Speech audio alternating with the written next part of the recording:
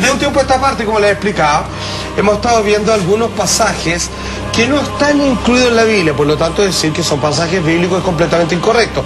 Sin embargo, en un tiempo fueron considerados como parte de los tantos libros o textos sagrados que luego fueron quitados de la Biblia convencional, puesto que ha recibido varias ediciones. Es curioso, ¿eh? Porque si es que uno se va a la última página de la Biblia y lee prácticamente el último párrafo, dice algo así como: el que agregara o quitare palabra a este libro, refiriéndose a toda la Biblia, deberá sufrir las penas máximas del infierno, como diciendo, este libro es cerrado, es perfecto así como es, y está como quiere ser de comienzo del Génesis al Apocalipsis. Es una mentira. Sí, en estricto rigor sí, porque ha pasado por filtros humanos. Aquí no ha venido un Dios a decir, sácame ese libro, un ángel a decir, agrégame este otro, sino que han sido historias que cada uno con su fe y su corazón debe entender cuán veraz fue, pero hay que decir una cosa, reconocerla de ella. La Biblia, tal cual conocemos, es un libro cuya elección de contenido fue hecha por humanos. Claro. Todas las historias que están ahí a mí me merecen un respeto de sacralitud, sí, correcto. Sin embargo, hay que decir que le faltan, porque hay otros que fueron sacados. Capítulos. Faltan, pero muchos, son muchos más los que faltan que los que hay. Es como un libro de la historia de Chile de Frida Valenzuela, porque existe la historia de Chile de Ricardo Krebs, exacto, existe la historia de Chile de Gustavo Villalobos, y de otros historiadores jóvenes como Manuel José Vicuña y otros tantos. Entonces, la Biblia en sí no refleja exactamente es una lo que edición. Ocurrió y lo que de alguna manera se quiso establecer en generaciones futuras. Es una edición. Es una edición. De es las una cosas elección. que pasaron. Es una elección. Se eligieron de los tantos historias que hay, las que están en el libro, que son las mismas. Y yo no sé si fueron elegidos por mejores. Fueron elegidos por algo. Pero acuérdate, pero no sé bien por qué. Otra vez tú dijiste que la selección había sido que le pegaron una patada con la mesa y se cayeron tanto. Por supuesto. Pero escúchame, sigue investigando.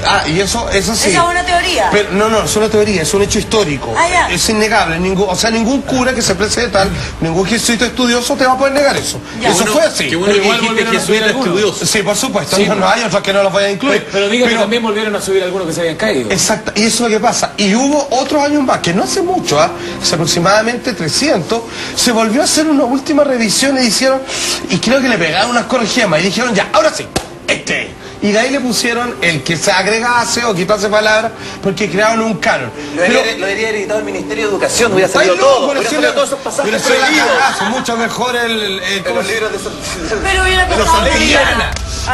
Le puedo decir algo porque yo también investigué un poquito del tema. Muy bien, dele. Tiene que ver con que este escritor, el personaje que está encargado de recopilar cada tomo, ¿sí?, va sacando lo que no le convenía, porque se denomina a la religión católica a una de las más, no decirlo así satánica, pero una de las más perversas, porque hay pasajes de la Biblia, que están en estos otros tomos, que cuentan que con cristianos era mucho más fácil entretener con cristianos que con gladiadores y con leones en la pista a la gente, y era mucho más barato traer a los cristianos y colocarlos en torturas, sillas de fierro caliente, donde hay una gran mujer que quedó sentada impertérrita frente al César, y ella de ahí, que le quitaron a su hijo casi de su pecho, ella le demostró que el cristianismo en sí era lo que tenía que prevalecer. De hecho está la historia, que sí, eso está en la Biblia, de Daniel, que lo metieron en un circo romano, sí, pues, y él junto, y todos los leones se le fueron encima, y al segundo estaban todos lamiéndole de la mano, y ningún león le hizo nada a Daniel. No, obviamente, los leones sí los guachó. ¿Es verdad? Sí, eso es verdad, está en la Biblia, hay que dudarlo. Pero atención, ¿cómo se le llama a todas las historias que quedaron fuera y que quedaron fuera no por orden de nadie, por una elección del hombre? Hay que decir esto. Germán Chadwick, que estaba ahí. No, Gispeter lo hubiera hecho quizás, pero sin embargo, en esta versión se les llama libros apócrifos. Aparte, exacto, escondidos. Aparte, se escondió muy bien. Y hay otro, que este término es menos conocido por la gente, pero usted sabe, yo de pequeño era friki estudiado, se llaman las pseudografias, que se entiende como tratar de decir que ciertas historias fueron escritas por algún santo en específico, pese a que fue un testigo de poca monta, que vio lo que vio, pero para agarrar algún tipo de alcurnia a su texto, le colocó una firma falsa y por lo tanto perdió valor, siendo que el hecho sí era real y por lo tanto algunos historiadores sí lo consideran. Las pseudografías. ¿Te puedo hacer una pregunta? Sí, por favor, dígame. Por favor, una pregunta. ¿Tenemos algún pasaje, sabemos algo de la historia de... Lo sabemos. Pero quiero practicar primero un pequeño video de introducción. ¿Qué son los libros apócrifos? Por favor, señor director, me da. Relatos legendarios, lecturas declaradas heréticas, textos borrados del Nuevo Testamento podrían ahora arrojar nueva luz sobre los orígenes del cristianismo. Determinado tipo de libros quedaban automáticamente excluidos de las escrituras. Fueron silenciados o bien pasaron por múltiples manos. El Evangelio secreto de San Marcos, el Evangelio de Judas y otros textos con mensajes muy alejados de la ortodoxia. En 1945, en Nag Hammadi, Egipto, se halló un escondite con textos gnósticos, escondidos probablemente tras ser declarados heréticos por la Iglesia de su tiempo. Los primeros padres de la Iglesia, los fundadores de la ortodoxia y exponentes de la corriente hegemónica en el seno de la cristiandad, veían todo lo gnóstico como una grave amenaza y escribieron libros contra ellos, conscientes seguramente de que se harían muy populares. Eran herejes, eran considerados Por supuesto, herejes. eran considerados herejes. ¿Por qué? Evangélico. A ver, porque él lo explica bastante bien, que tiene que ver, porque el cristianismo, hay que decirlo, al igual que el budismo o cualquier otra, digamos, pensamientos importantes que te llevaban a un estilo de vida que trataba de volverte, digamos, a la línea, no sé si espiritual, es que a veces es una palabra muy fuerte, pero de volver a ser de ti una persona íntegra, coherente, central, no de malos pensamientos, comienza a tener tendencia porque cada uno comienza a crear escuelas. Y a veces ni siquiera está la intención de crear una escuela, sino que un discípulo avanzado, por decir un ejemplo burdo, basta con que haya tenido una tendencia, por ejemplo, comer helado de vainilla, ¿le gustaban? Finalmente todos creen que por comer helado de vainilla se asemejan a las características de estos alumnos avanzados y comienzan a creerse las ramas con distintas, o sea, pequeñas distinciones que hicieron característico a un seguidor ferviente de una corriente, terminan convirtiéndolo como una iglesia aparte y comienzan a haber divisiones que nunca fueron necesarias y que nunca nadie hizo un llamado a ellas. Son cosas que pasan, son tendencias de las personas a tratar de parecerse más a su ídolo. Es como que de un equipo de fútbol que al que todo le gusta, digamos que el cristianismo fuera, ya, por esta vez voy a decir la Universidad de Chile, pero hay algunos que les gusta el equipo más, multicampeón, bueno, pero hay algunos que les gusta más un delantero más que otro, y comienzan algunos a usar poleras de Goku o Gohan, que en realidad es un error de él, y de otro equipo, porque ¿cachai? Empiezan a derivarlo solamente por crear una diferencia dentro de algo que ya todos quieren. Pasan cosas, pero son cosas humanas, ¿no? Salfate, pero ¿sabes qué? Mira, yo sé que tú vas a hablar directamente de uno de los apócrifos que viene más adelante. Y esto es como la empresa. En vez de echarse la culpa a ellos, le echaban la culpa a otro. Y esos que van a aparecer ahora es la verdadera, es la solución de por qué uno dice, pero existían malos, pero no era el malo el correcto al cual se apuntaba, eran otros.